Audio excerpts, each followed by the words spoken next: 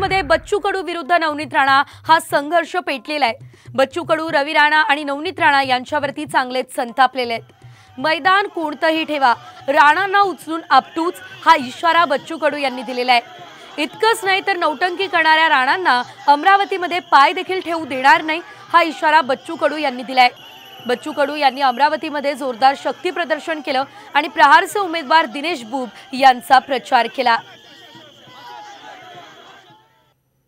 विनाकारण वाद वाढू नये म्हणून सभेचं मैदान जरी बदललं असेल पण निवडणुकीतलं मैदान आम्ही मारल्याशिवाय राहणार नाही।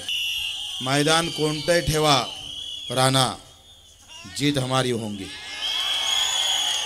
तू कबड्डी में खेलेगा तो भी हारूंगा, क्रिकेट खेलेगा तो भी हारूंगा, तू अगर खो खो खेलेगा उसमें भी हारूंगा, तू अगर कुश्ती खेलेगा तो ऊपर पटक के गिराऊंगा साले।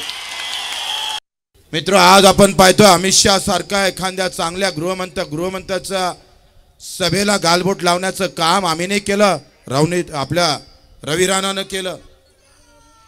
आम्ही त्यांचं मैदान नाही घेतलं, त्यांनी आमचं मैदान घेतलं आणि तू आम्हाला नौटंकी म्हणतं।